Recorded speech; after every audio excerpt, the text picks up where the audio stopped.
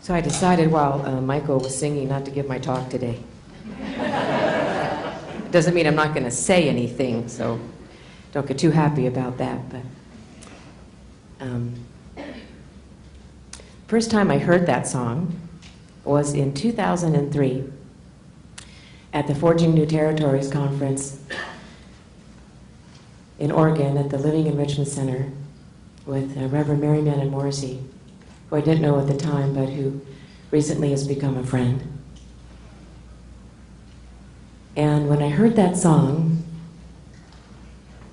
I thought, that song is my message. That song is what my life is all about. And what my entire journey has been all about. We were teasing each other over the last couple of weeks because trying to figure out where people were from by how they talked. And a couple of years ago I was at a conference or something, and there was a linguist there, and he came up to me after a couple of days and he said, you're just driving me crazy.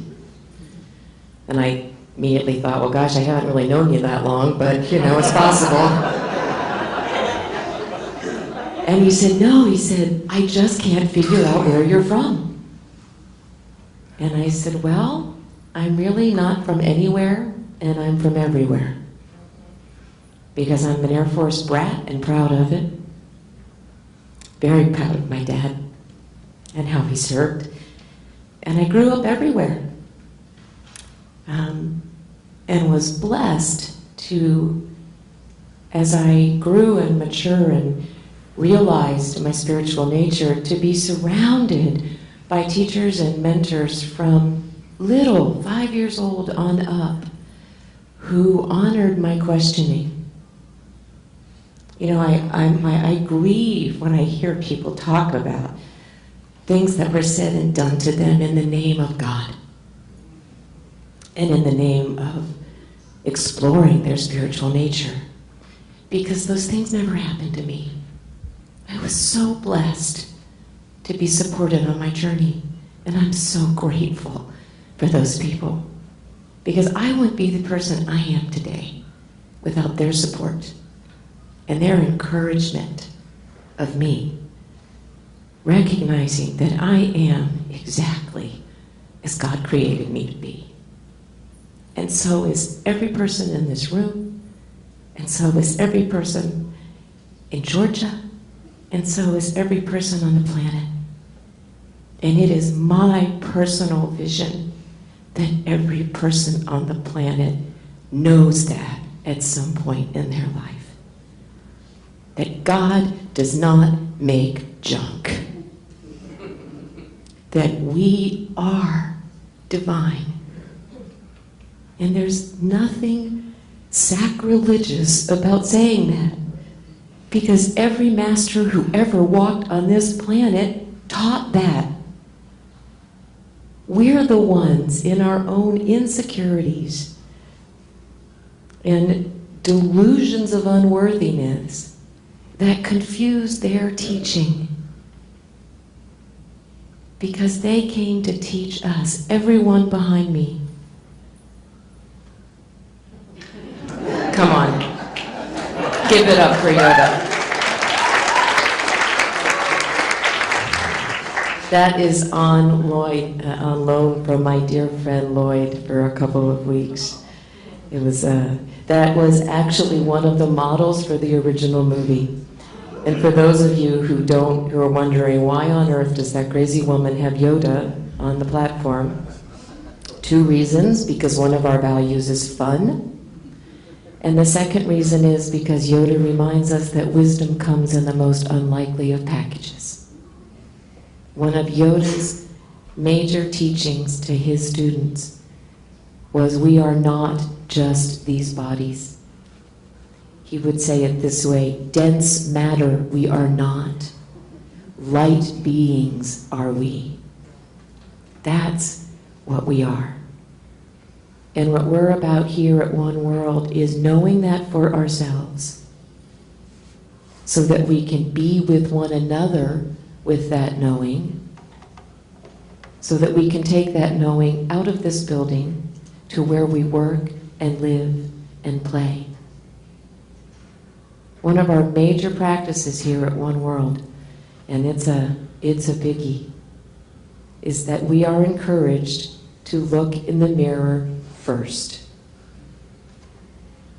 So that if something is up in our lives, as my husband would say, if we get our knickers in a twist, yeah, Gay hates that one, over anything, that we look in the mirror first. Because we really do believe in Unity's third principle. We call it the law of mind action. Thoughts and feelings held in mind produce after their kind. So if there's something in our lives that we don't like here at One World, we don't get to blame anyone else for that. I know, you can hate that as much as we do. But it is one of our primary practices, and it is a practice that the world needs to embrace so that we stop killing one another because we disagree. We must become willing as a people and as a species before we destroy ourselves and our planet to look in the mirror first. And once we're done looking in the mirror, we need to decide to love ourselves. We cannot love anyone else truly and deeply until we are willing to love ourselves that way. Only then can we look at others. Once we've looked in the mirror and we've decided to love ourselves, when we look at others, it's a miracle. Everybody looks different. Because when you see yourself as lovable and worthy, all of a sudden, everybody else is lovable and worthy.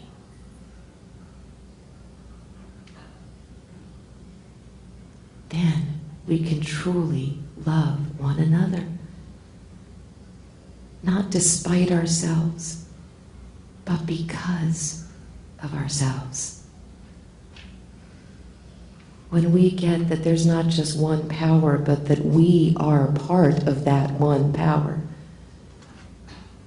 there will be no more war. There will be no more killing in the name of God. Think about that. There will be peace. And don't think that how well we are determined to get along here doesn't have a huge impact on global peace, because it does. And that's what I'm about. And that's what we're about. So thank you for letting me share. And thank you, Michael. Wow. How about if the choir sings us into meditation?